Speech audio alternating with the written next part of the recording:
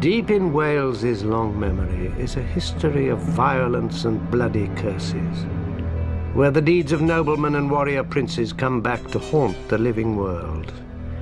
Acts of treachery and vengeance leave their stain within Wales's haunted castles, where wandering spirits of the night have become the castle ghosts of Wales.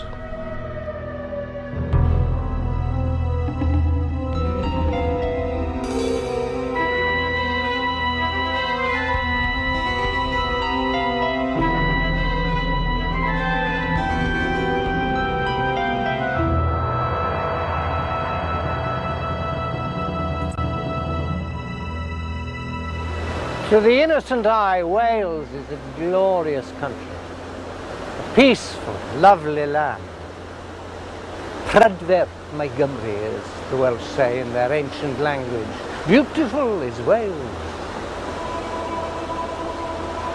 But things are not always what they seem. Look a little closer and you will find a darker side to this country, where you cannot always trust in appearances.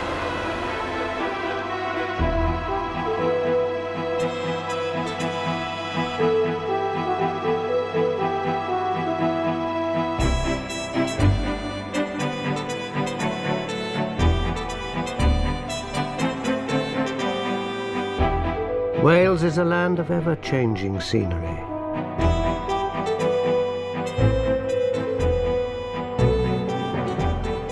Stark, bare mountains give way to soft valleys that glisten under the rain.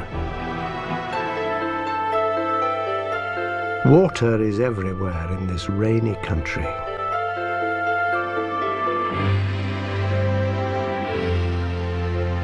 Wherever you are in Wales, you are never far from the sea. Over the centuries, many Welsh have lost their lives in the savage waters.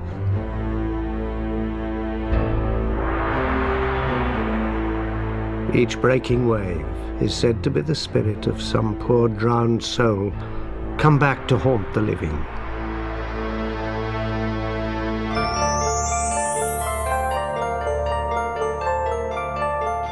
For the Welsh, water holds special meaning. A mysterious underworld exists beneath lakes and in damp underground tunnels across the country. Legends tell of bottomless pools where monstrous creatures live. They bewitch passing travelers, drawing them to their death. Fierce and powerful creatures dwell in this dark, wet world. The symbol of Wales is the red dragon, called a draigwch. These winged dragons are said to have the feathers of a peacock's tail with all the colours of the rainbow. Even in death, dragons are dangerous, as their venomous teeth can kill anyone who touches them.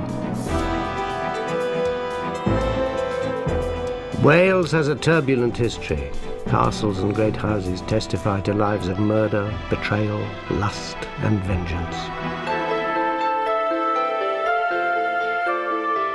In the southwest of Wales, a haunted medieval fortress houses the persistent ghosts of a beautiful, lovesick princess and an ugly, vicious animal.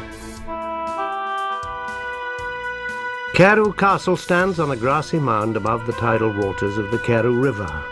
For more than 9 centuries, it played an important part in Welsh history.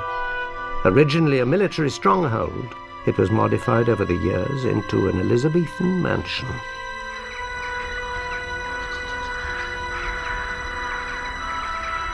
Now an elegant ruin, Carew appears empty, but eerie, inhuman cries are often heard at the castle. And the figure of a woman dressed in white continues to haunt Carew's dark corridors.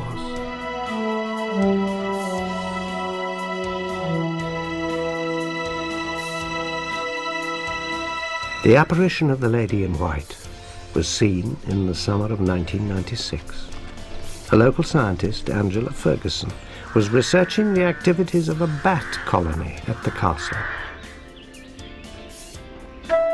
As was her routine, the scientist settled down to spend a long night monitoring the movement of bats to and from their nests in the Great Hall.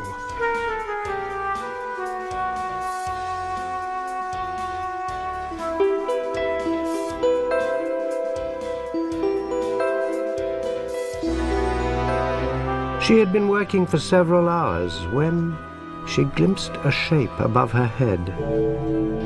Through the half-light, she saw a white figure, a woman, walking silently towards a window high in the wall. It was as if the woman was floating in mid-air, gliding on a long vanished floor. The figure then vanished through solid stone. Although shaken by the apparition, the scientist noted everything she witnessed. When local people heard the scientist's account of the otherworldly visitor, they knew the identity of the ghost. She was the lady in white, and her story belongs in the annals of Welsh history. Her name was Princess Nest, one of Wales's most vibrant characters. Nest first came to this castle as a young bride, but her restless ghost searches for a man who was not her husband. In the year 1100, Wales was still mainly ruled by Welsh princes. But the Normans, having invaded and conquered England, had also settled into many parts of Wales. The young Princess Nest was given in political marriage to an Anglo-Norman, Gerald of Windsor.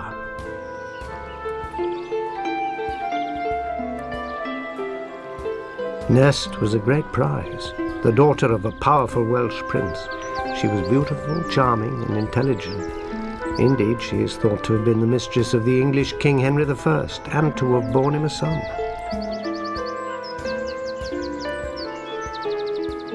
As part of her dowry, Nest brought her husband Gerald lands at Carew. The castle was built to be their new home. Nest was a dutiful wife, and during her marriage she bore Gerald 5 children. But love intervened and changed her fate. In 1109, an event occurred that shocked all Wales.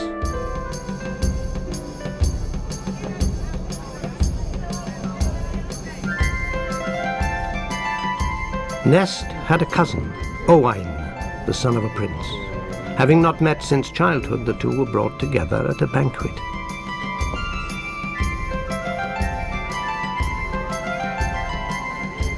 Owain was captivated by her charm and beauty, and she likewise enjoyed her cousin's company.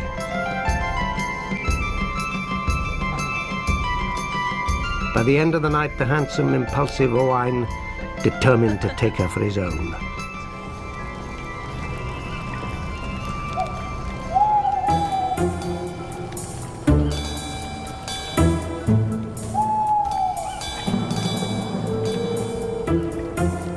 Late one night, Owain entered the castle with several companions.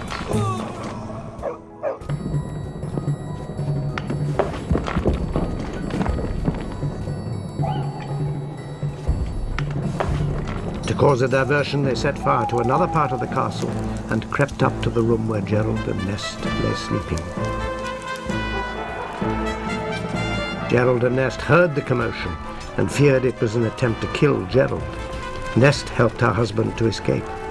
When Owain entered the room, he found Nest alone and carried her away. The Welsh were scandalized by the fate of the abducted princess. They thought she had certainly been violently kidnapped and raped.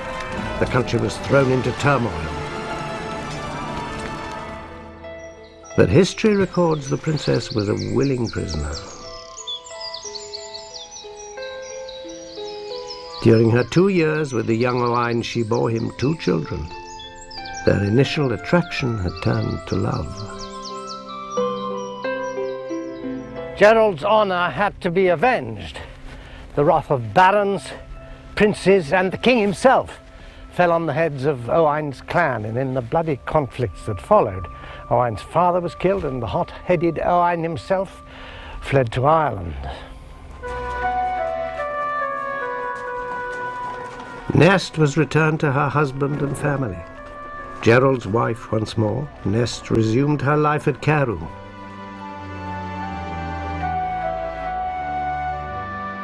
But Gerald was tormented, humiliated by Owain's deeds, troubled by his own cowardly escape from the castle. Gerald felt he was the object of ridicule. He bided his time until he could settle the score with Owain.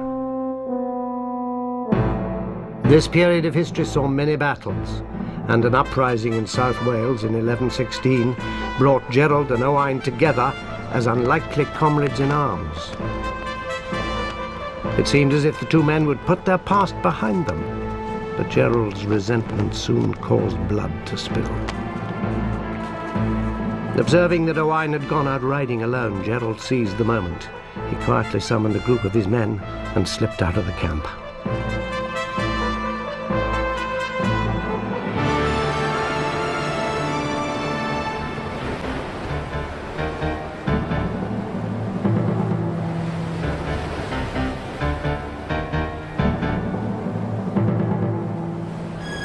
Alone and off guard, Owain suspected nothing when he saw a guard approaching and stopped, making himself an easy target. He was shot dead with an arrow.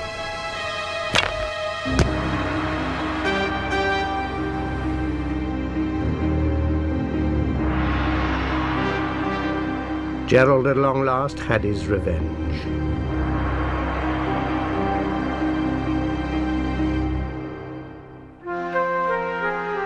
Nest outlived her husband Gerald, and her children founded great dynasties. But Nest's true love was always her young cousin, the passionate Owain, who stole her away and shocked a kingdom.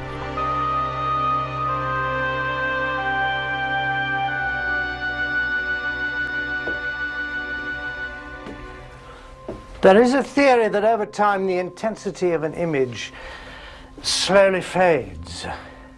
A figure in a red dress dims to become a pinkish apparition, dwindling away to perhaps a sound only, a swish of fabric, and then no more than a presence, a sense of someone passing. Princess Nest lived at Carew 900 years ago, and yet her ghost is still recognizable.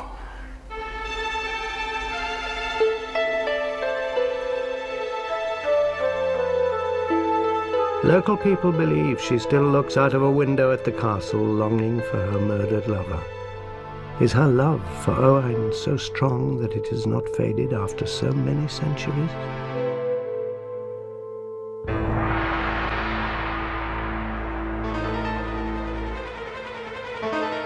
The lovelorn princess is not alone in haunting Carew. Even more disturbing are a pair of ghostly appearances that plague the castle. Heavy thudding footsteps have been heard. And at the windows a horrible sight has been seen. The shadowy, frightening face of an unusual pet named Satan. Its blood-curdling cries and a shrill, piercing whistle often fill the castle.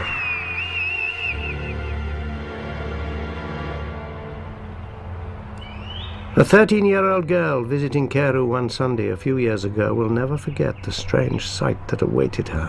Her family had nearly completed their tour when they entered the ruins of a grand chamber. As her parents admired the view from the room, she wandered away from them. The girl felt herself drawn to the remains of an old fireplace. As she moved nearer, a monstrous image appeared. A monkey. Lips pulled back in a snarl.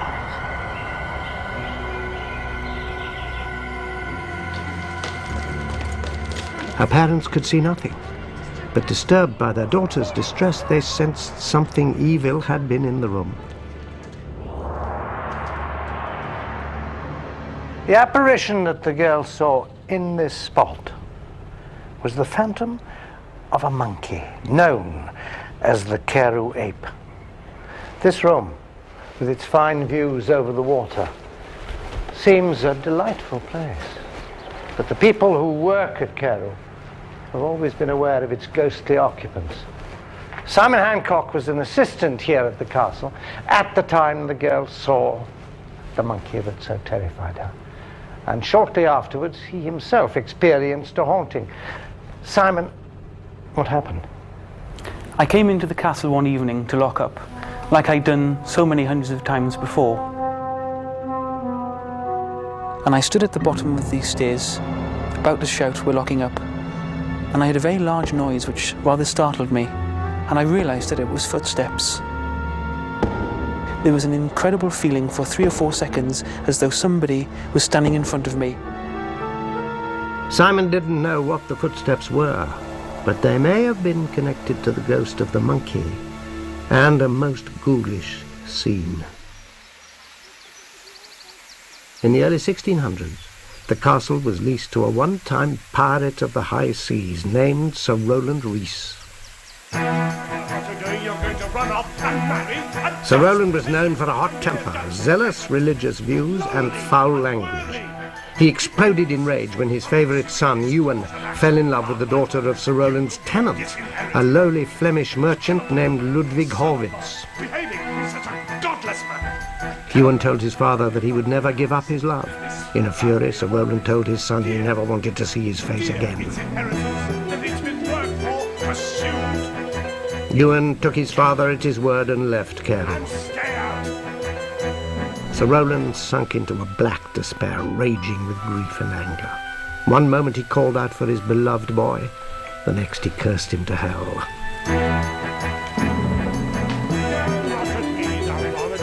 Sir Rowland often arranged banquets for his old captains and officers.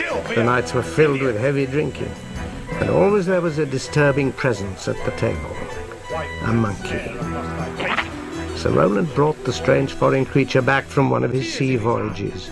He named the monkey Satan, and it became his closest companion.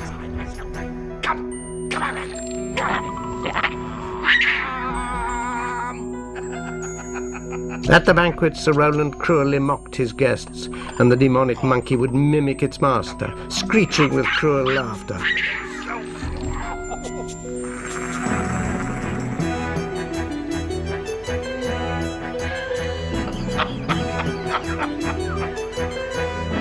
Soon no one came to the castle, knowing they would be the vicious entertainment at the strange dinner table.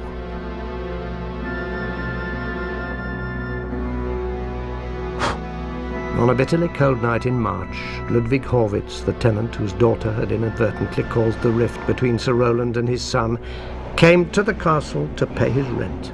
He knew Sir Rowland's feelings towards him, but worse, trade was bad that winter, and he had only part of the rent he owed. Horwitz was admitted to the castle and brought to Sir Rowland. Sir Rowland sat at the table, his monkey in a chair opposite.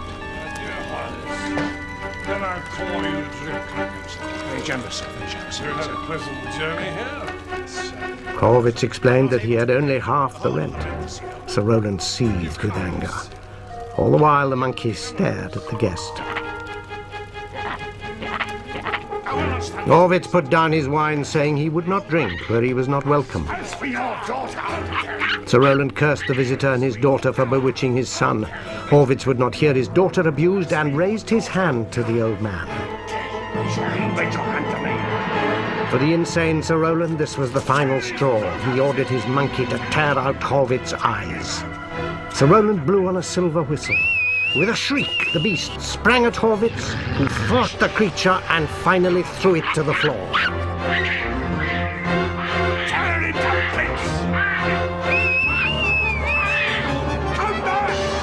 Horwitz escaped from the room, leaving the wounded ape and the raving old man. Horwitz wanted to leave, but the night was so foul that a kindly servant, to make amends, insisted he stay.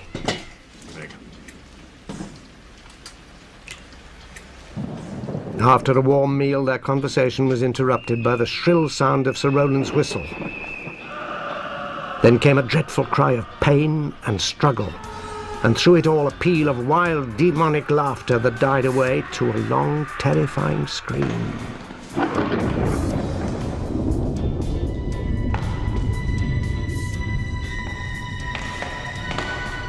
When they opened the door, they saw a sight that neither would forget to his dying day. Lying near the fireplace was Sir Roland, his throat gouged open. The creature's face lay in the flames, its eyes still glaring, its teeth fixed in a ghastly grin. Both master and ape were dead. Had the creature been excited by the night's violence, refused to submit to its intolerant master, and turned on him?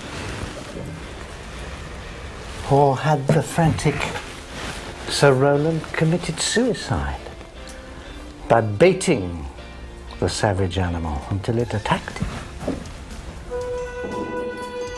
Are the footsteps heard in the tower those of Sir Roland, pacing the room in anger?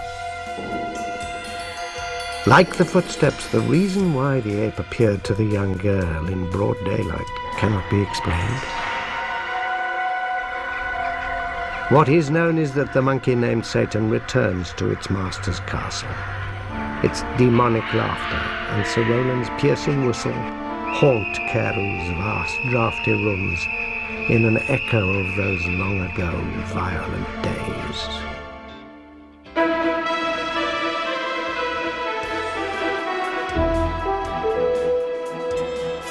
Across the mountains of North Wales, in another castle, a terrible secret has come back to haunt modern-day visitors.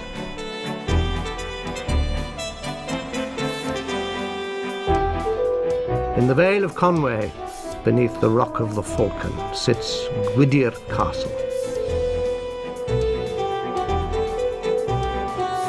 Originally home to one of the most significant families of North Wales, Gwydir is infamous for paranormal events and a wraith-like spectre centered on an area known as the Ghost Room.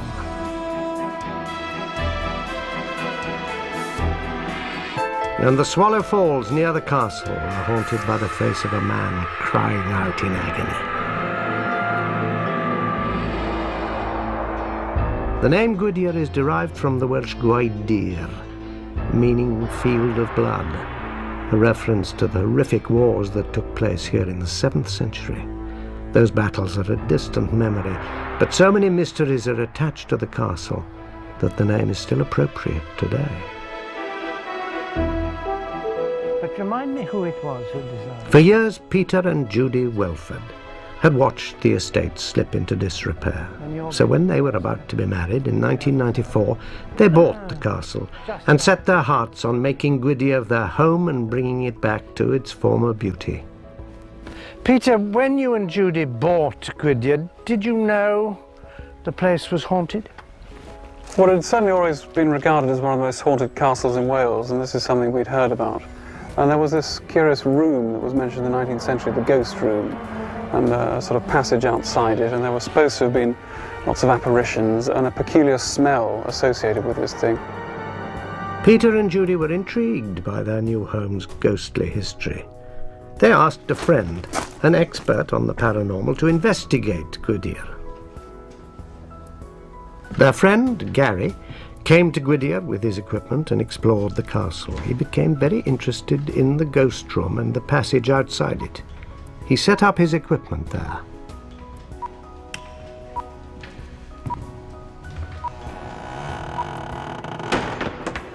When Gary checked his equipment later that evening, he knew a manifestation was imminent. The temperature suddenly dropped by 10 degrees centigrade.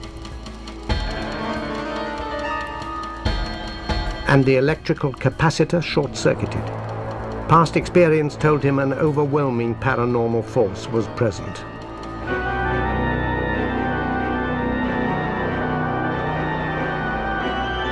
It seemed as if Gary had unlocked Gwydir's ghosts, for shortly after his experience in the ghost room, the castle erupted with supernatural energies.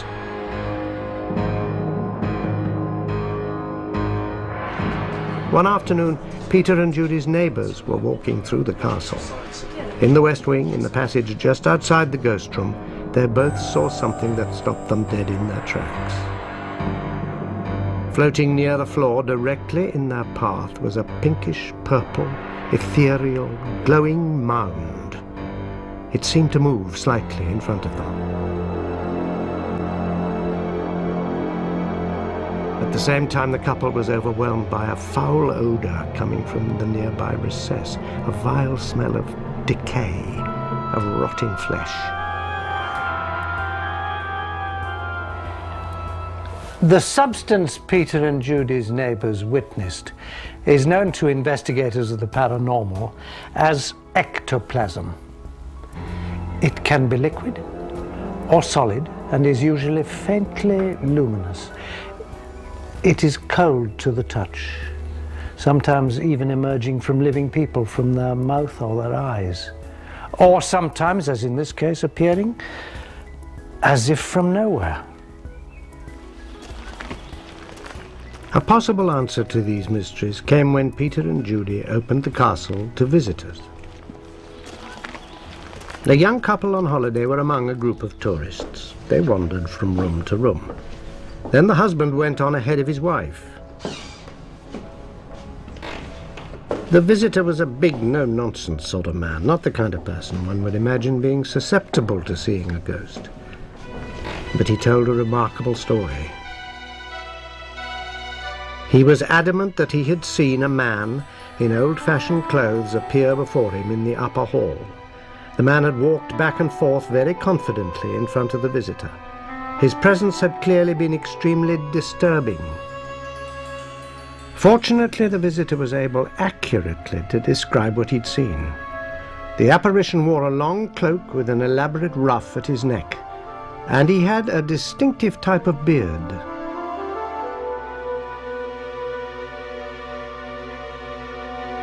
Peter remembered he had paintings of the previous owners of Gwydir waiting to be hung. He looked through them and found a portrait of a man from the Tudor period who exactly fitted the description of the ghost. It was Sir John Wynne, Gwydir's most famous and feared lord. Why was Sir John Wynne haunting the castle?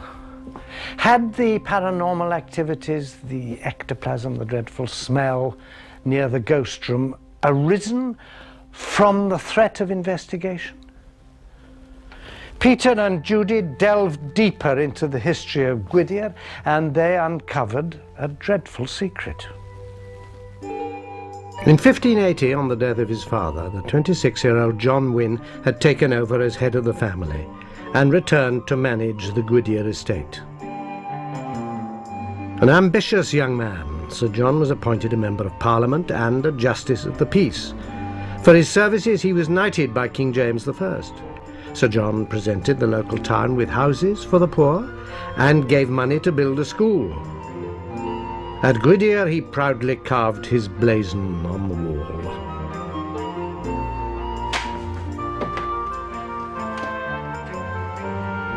But Sir John's ambition turned into a lust for power and wealth. On his estate and in the local towns, the people grew to despise him. It was felt that Sir John was abusing his public office for private gain. He was bribing officials, evicting tenants unlawfully. Even families with young children he was terrorizing. He was described as aggressive, proud, and domineering, more to be dreaded than loved. In other words, he was a tyrant. However, Sir John's sins went much deeper. He had a long marriage, and his wife, Lady Sidney, bore him 11 children. But like his benevolent public image, his role as a faithful husband was also a lie. Like many men of his position, Sir John wielded absolute power within his estate. If his amorous eye fell on one of his serving girls, they had little choice but to comply with his demands. Most girls succumbed and quietly slipped away when he tired of them. But for one serving girl, it ended in tragedy. The sordid secret was revealed when Sir John made a dreadful deathbed confession at the age of 73. Sir John revealed that many years before he tried to seduce a young girl.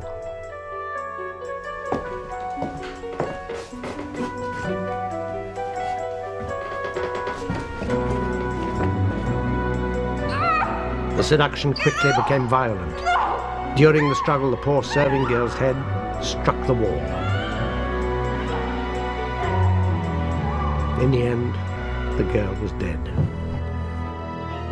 Compounding the murder, Sir John admitted he hastily buried her in a recess in the wall. He ordered workmen to brick up the opening and seal the body in for good.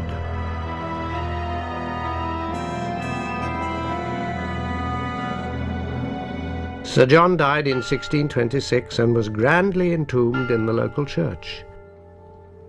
His deathbed confession was disbelieved by the few that had heard it, and it remained a secret. But the people of the Conway Valley by now felt a great hatred towards that tyrant. For them, Sir John's spirit would never find peace, however elaborate his earthly resting place. People came to believe Sir John's tormented soul was trapped forever in the local waterfall called the Swallow Falls, there to be punished, purged, spouted upon and purified for the foul deeds done in his days of nature.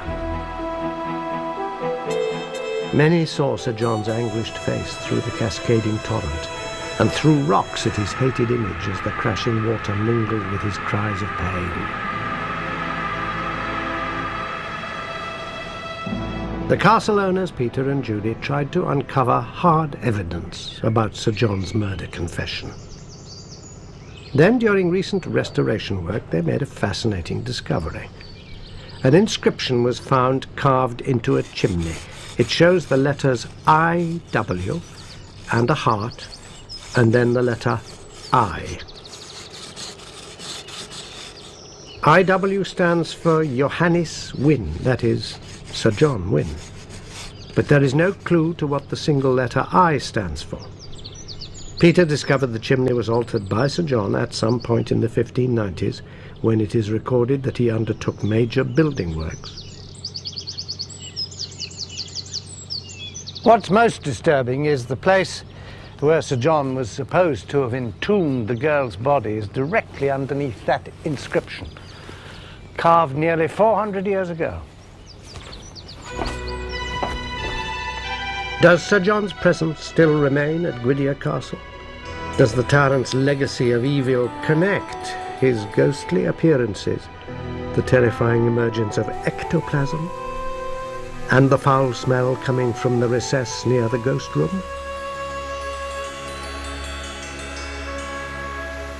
What does the inscription mean? It is as if murderer and victim are locked together within the castle, one desperately drawing attention to her resting place, the other, the tyrant, still seeking to assert his power.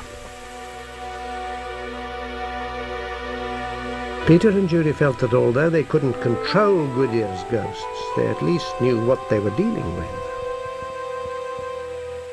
Then, not long afterwards, the couple made another chilling discovery. Peter was down in the cellar clearing away some recent flood water. As he shone his flashlight across the surface, he saw several small floating objects. When he examined them in the light, he saw that they were small bones.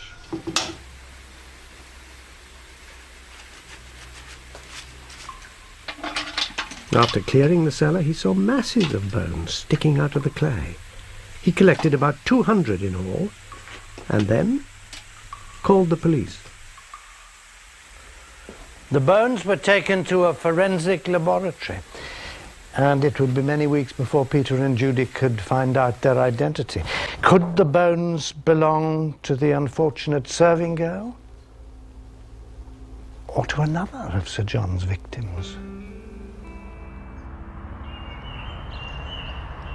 Then another altogether more friendly soul took up residence at the castle.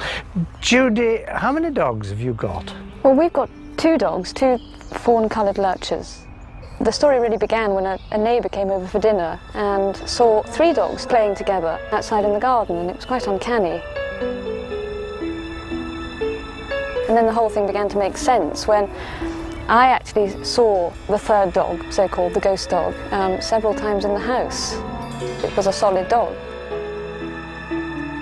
Eventually, the police gave Peter and Judy their forensic report. The bones, all 200 of them, were those of a large dog, centuries old. The couple instinctively felt that their phantom hound must be the dog in question. They planned to rebury its bones in the cellar. But the police, thinking the bones of no further interest, had already incinerated them. Peter and Judy had grown fond of the ghostly dog and hoped to see it again. But since then, the playful dog, Gwydyr's happy ghost, has not been seen.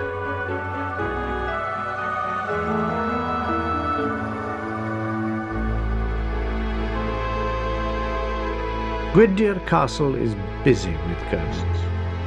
The same is true at another castle, where a series of eerie events are based on one tragic story. The castle lies in the south of Wales, in the lush vale of Glamorgan. St Donat's Castle dates from about the 14th century. The castle, well preserved and maintained, fascinates historians and visitors alike. Now home to the College of the Atlantic, St Donat's is a centre for students from all over the world. But the castle cannot ignore its ghostly heritage, as one student discovered as recently as 1996. William McDowell has been a student at the college for the past 2 years. William, can you tell me exactly what happened to you that night here under the Portcullis Tower?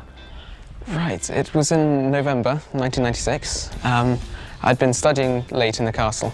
I shouldn't have been there, it was after lights out. I packed it in about 2 in the morning. I was coming through the inner courtyard, and as I came through the inner gatehouse, I looked towards the portcullis and I saw the figure of a man standing just here in the portcullis. And I thought it was a member of staff, so I hid back behind into the inner gatehouse. So I looked again, couldn't see anything. So I carried on through into the portcullis, looking around me, couldn't see anyone. And just as I was leaving right at the other end, I heard footsteps behind me. And then turned around and there wasn't anyone there. The only explanation I can think for it is that it might have been a ghost.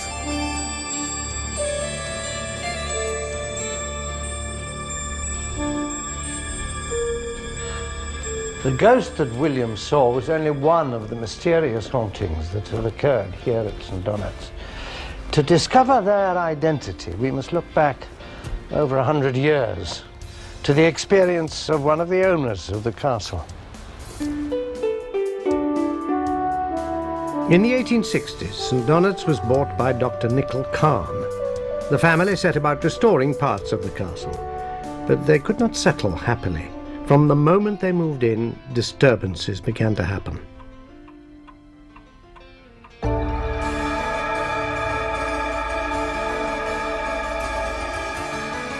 Day or night, the harpsichord in the drawing room suddenly began to play.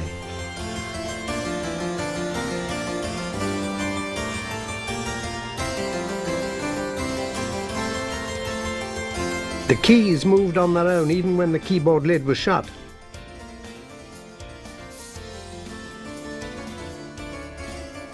More upsetting was a repeated sighting in one of the castle bedrooms. Time and again, a bright light would appear in a corner of the room, waking the sleeping occupants. Then the light evolved into a terrifying image, a large, glaring eye. This unblinking eye filled the room until it slowly melted into the light. But then the light would suddenly extinguish. Dr. Khan's family tried uneasily to live with the castle's supernatural events. But something happened that made them realize the unquiet spirits at St Donat's could not be easily brushed aside.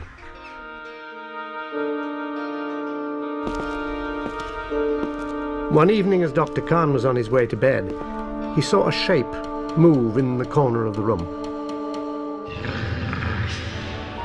As he walked forward to investigate, a deep, evil growl came from the blackness. To his amazement, he saw a pair of amber eyes.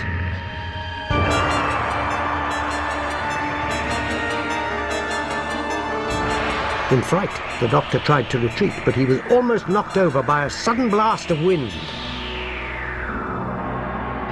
back to the amber eyes. But they had gone.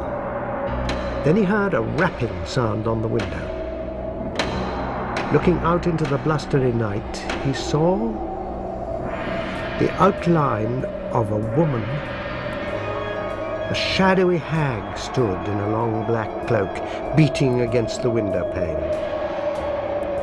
She moved slowly away into the night. At her side was a black dog. Dr. Khan watched as they vanished into the air. These ghostly happenings were too much for Dr. Khan, and he was ready to sell St. Donat's, but in one last desperate attempt to banish the disturbing spirits, he invited a noted exorcist to visit the castle.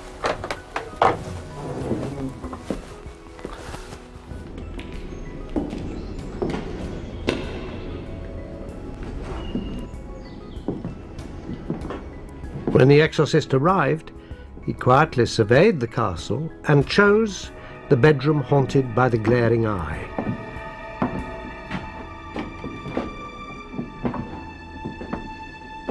He then requested that the doctor sit downstairs while the exorcism went on.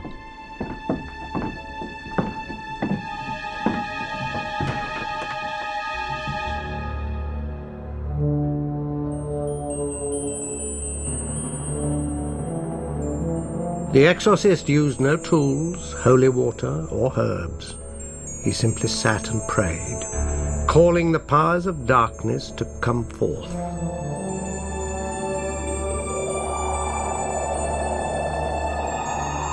The supernatural beings awakened and the spiritual battle began. Bright light filled the room, and the disembodied, penetrating eye appeared. The sound of music rang in the exorcist's ears.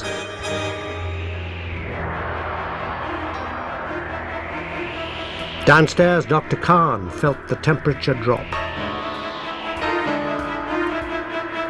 And a blast of wind whistled down the stairs.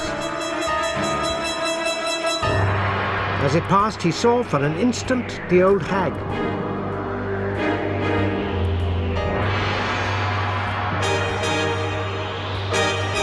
The exorcist, drained and exhausted, came downstairs. He could not be sure that the spirits had left the castle, but he was sure that the paranormal events were linked to the famous Stradling family that had lived at St. Donat's for many years. What had happened in the Stradling family centuries ago that had resulted in the terrible hauntings? For over 400 years, St. Donat's Castle was the Stradling family home. They grew into a dynasty that was involved in the highest state affairs of Britain. With prosperous marriages, they fathered an unbroken line of male heirs to carry on the Stradling name and power. Young Sir Thomas Stradling inherited the castle in 1735.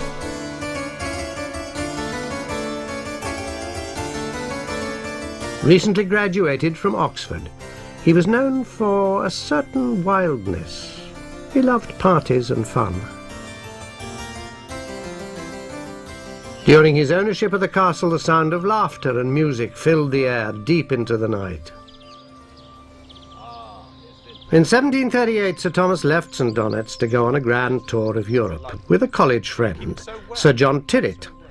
The day before they set off, the friends made a pact. If one of them were to die, the survivor would inherit the other's estate. Thank you very much. Well, here's to us. Shortly afterwards, in the French town of Montpellier, in circumstances that were never fully explained, Sir Thomas met a mysterious and tragic end.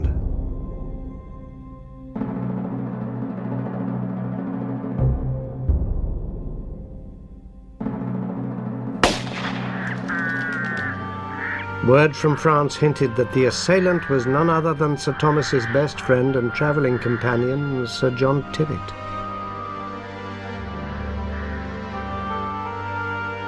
It was said that Sir Thomas was deceived by his friend, manipulated into taking part in a duel.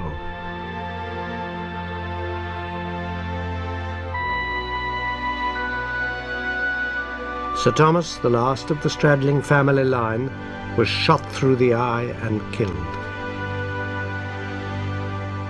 Dueling was a brutal custom, common at the time, and the Stradling family considered it a heinous sin. The Stradlings supported King James I in putting an end to the practice. The family believed duelists went to the inner circle of hell to be eternally tormented.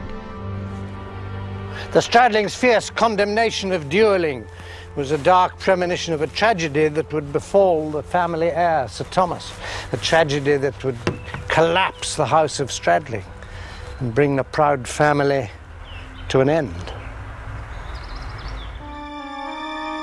Just a few weeks after Sir Thomas's departure, several villagers witnessed a terrible apparition, one that all Welsh people dread. Moving in a swirl of wind towards the castle walls, they saw a hag with her vicious hound at her side.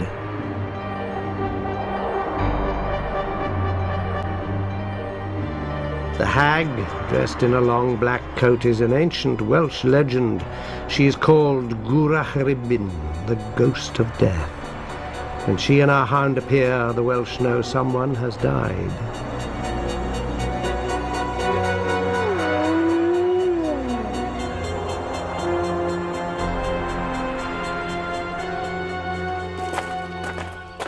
The very next day, the castle knew the meaning of the Hag of Death's visit. Having waved goodbye to their young master only a few weeks before, all at St. Donat's were in deep mourning as they awaited the return of his body.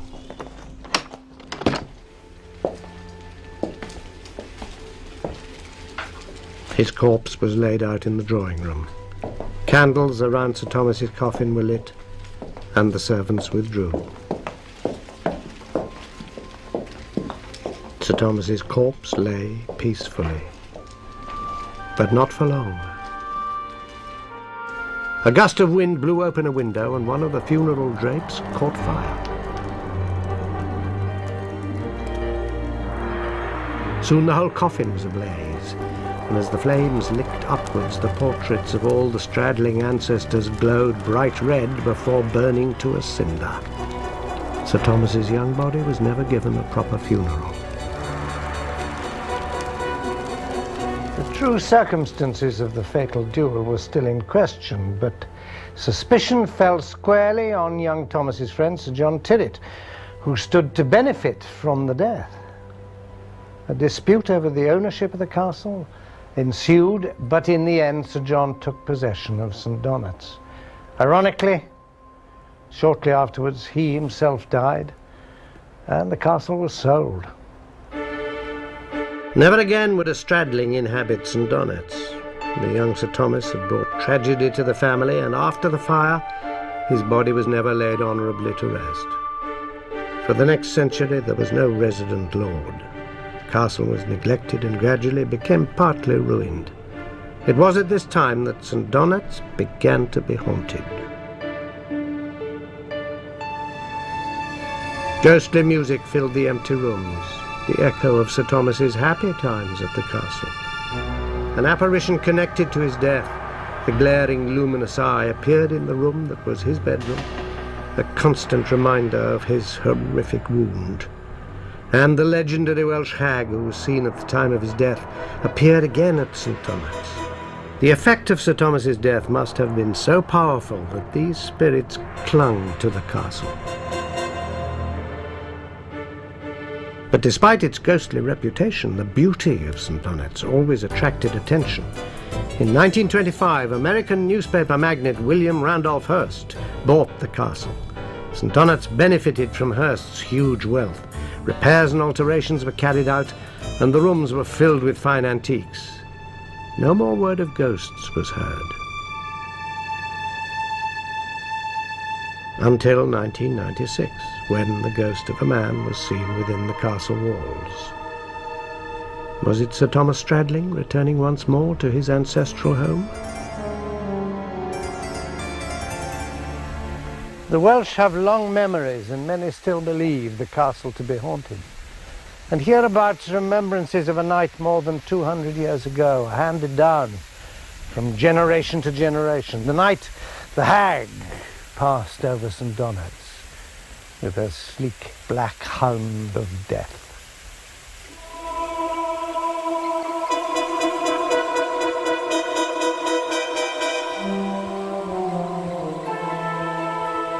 Omens of misfortune are not unusual in Wales. In valley or mountain, ancient beliefs still exist. And at the center of these beliefs are castles, each hiding its secrets. But sometimes, for a moment, they are revealed to us.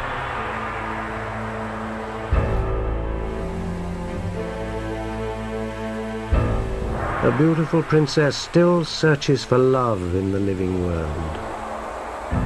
Violent memories stay trapped within the crumbling stones. Supernatural substances terrify the living. As we've seen, ghosts come in many disguises.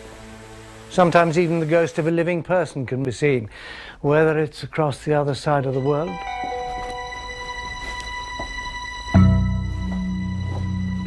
or much nearer to home. Just goes to show, never trust appearances.